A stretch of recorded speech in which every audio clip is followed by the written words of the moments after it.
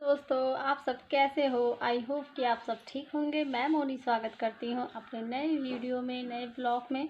तो आज मैं बात कर रही हूँ कि नवरात्रि में सबको यही दिक्कत होती है कि नवरात्र में अगर लहसुन प्याज नहीं खाएं तो सब्ज़ी कैसे अच्छी होगी। और सच में बात है कि लहसुन प्याज से सब्ज़ी का टेस्ट बढ़ जाता है। बट अगर नवरात्रि में 9 दिन आप लहसुन प्याज बिना खाना बना रहे हैं तो फिर अच्छे से बनाएंगे तब भी सब्ज़ी आपकी बहुत अच्छी बनेगी। तो मैं भी बिना लहसुन प्याज के आज जा रही हूँ बनाने केले के कोफ्ते। तो आपको मैं सोच रही हूँ शेयर कर दूँ, शायद आपके लिए रेसिपी यूज़फुल हो। तो मैं विदाउट लहसुन प्याज के बनाऊँगी क्योंकि मेरे यहाँ 9 दिन लहसुन प्याज मैं नहीं डाल रही हूँ। तो कल अष्टमी का व्रत है, तो जो चढ़ता उतरता रहते हैं, जो पहले दिन आखिरी दिन रहते हैं, उनके लिए कल अष्टमी का व्रत है। तो दोस्तों, अगर जो हमको व्रत रहना होता है, मान लीजिए आपको कल व्रत रहना है, तो आप शाम को ही खाने में लहसुन प्याज नहीं डालना चाहिए। और जिस दिन हमारा पारण होता है सुबह में, उस दिन भी हमको लहसुन प्याज से पारण नहीं करना चाहिए। तो मुझे कल रहना है अष्टमी का व्रत, इसी वजह से आज से ही हम लोग मैं तो 9 दिन नहीं डालती, पर जो 9 दिन नहीं मतलब परहेज कर पाते हैं उनके लिए इतना तो कर ही सकते हैं कि जिस दिन आपको व्रत रहना है उसके एक दिन पहले मत खाए। जिस दिन पारण हो उस टाइम आप लहसुन प्याज से पारण मत कीजिए। इसीलिए मैं ये रेसिपी शेयर कर रही हूँ। तो चलिए, मेरे यहाँ 2 लोग हैं, मैं 2 लोगों की रेसिपीज बता रही हूँ, आप अपने अकॉर्डिंग परिवार। तो चलिए रेसिपी दिखाते तो हैं आपको मैंने मैं लिए कैसे हैं बनाती हूँ। केले और मैंने इसे छोटे छोटे पीस में कट कर लिया है और भगोने में मैं पानी डाल के इसे रखूँगी बाउल करने के लिए। तो मैंने 5 केले लिए हैं, 4 से 5 केले।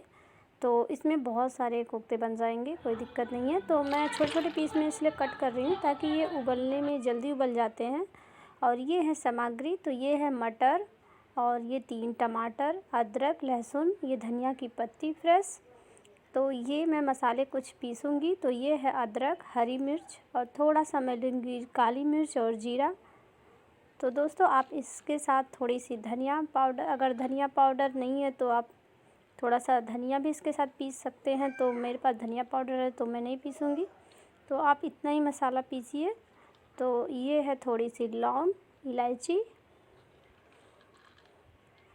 तो आप इसे पीस लीजिए। तो ये हो गया हमारा। अब मिर्ची आप अपने टेस्ट के अकॉर्डिंग, जैसे तीखा कम ज़्यादा खाते हैं उतना, मैं 4 से 5 मिर्ची ली हूँ और मेरे बस इतने ही मसाले में पीसूँगी। तो ये मैंने मसाले पीस लिए हैं और ये मेरे केले भी उबल गए हैं। तो जो छोटे छोटे पीस में होते हैं तो इसके छिलके उतारने में भी आसानी होता है, आराम से छिलके निकल जाते हैं। तो अभी मेरा थोड़ा गर्म है, ठंडा होने पे मैं छिलके निकाल लूँगी। तो इस तरह से आप केले उबाल लीजिए। केले अच्छे से उबले हुए होने चाहिए और आप गरम केले रहे तभी आप छील के मैश कर लीजिए, क्योंकि टाइट हो जाते हैं बाद में। तो ये लीजिए, मैंने सारे केले छील के और इसे मैश कर लिया है और इसमें मैं डालूँगी बेसन। तो ये मेरा बेसन है, तो मैं 4 चम्मच बेसन लूँगी। तो इसमें ज़्यादा बेसन आप डाल देंगे तो सिर्फ बेसन ही पता चलेगा, केला पता नहीं चलेगा, इसलिए बेसन की मात्रा कम ही रखिए। तो मैंने 5 केले लिए थे और इसमें मैंने 4 चम्मच मिलाया था। तो ये मैंने ली थोड़ी सी धनिया की पत्ती। ये है मेरा रेड पाउडर, लाल मिर्च पाउडर, ये गरम मसाला। और तो मैं लूँगी थोड़ी सी हल्दी। ये मैंने लिया थोड़ा सा नमक। तो सब चीज़ों को हम अच्छी तरह से मिक्स करेंगे। तो इसमें मैं हरी मिर्च कट वाली नहीं डाल रही हूँ, इसमें मैंने रेड चिली पाउडर डाला है और मैंने मसाले में भी मिर्चा पीसा हुआ है। तो आपको ये सब बहुत ज़्यादा हो जाएगा, इसलिए आप हिसाब से करिए। तो मैं थोड़ा सा डाली हूँ इसमें रेड चिली पाउडर और उसमें मैं डालूँगी थोड़ा सा मैंने मसाले में हरी मिर्च पीसा हुआ है। तो आप मिर्चा जैसे कम ज़्यादा खाते उसके हिसाब से। तो ये अच्छे से आप मैश कर लीजिए, सारी चीज़ें अच्छे से मिक्स हो जाती हैं तो अच्छा रहता है। तो मेरा जल रहा है, अभी थोड़ा गर्म है। तो दोस्तों, मैं ये रेगुलरली जैसे अपने घर में बनाती हूँ उसी तरह से मैं आपको दिखा रही हूँ। मैंने कोई फार्मेलिटीज़ नहीं कि मैं अलग से आपको कुछ करके दिखाऊँ। मैं जैसे अपने घर बनाती हूँ वैसे ही बना रही हूँ। आप टमाटर की ग्रेवी बना के डाल सकते हैं। 4-5 टमाटर को आप पीस लीजिए, उसके बाद आप मसाले में डालेंगे तो गाढ़ा कोफ्ता बनेगा। बट मुझे थोड़ा जल्दी है तो मैं टमाटर कट करके डालूँगी। तो ये देखिए इस तरह से आप गोल गोल हाथ में पानी लगा के ऐसे गोल गोल कोफ्ते सारे तैयार कर लीजिए, छोटे बड़े अपने पसंद के अनुसार। मैं थोड़े बड़े बड़े ही बना रही हूँ। तो ये लीजिए मैंने कोफ्ते ऐसे बना लिया। हल्के हाथों से आप बनाइए तो अच्छा बनता है। तो मैं जल्दी जल्दी बना ले रही हूँ। तो इसी तरह से आप सारे कोफ्ते तैयार कर लीजिए। तो ज़्यादा ऑयल सेहत के लिए हानिकारक होता। तो लीजिए मेरे सारे कोफ्ते तैयार हो गए हैं। तो अब मैं चलती हूँ फ्राई करने। तो मैंने डाला है थोड़ा सा तेल, और तेल मैं कम तेल में ही फ्राई करूँगी, और बचे हुए तेल जो बच जाएंगे उसी में मैं सब्ज़ी भी बना लूँगी, क्योंकि मुझे ज़्यादा तेल खाना ठीक नहीं होता है, दिल की बीमारी हो जाती है। तो आप अगर घर के सरसों के तेल में बना रहे हैं तो ठीक है, पर अगर आप बाज़ार वाले तेल से बना रहे हैं तो बहुत कम ही तेल यूज कीजिए।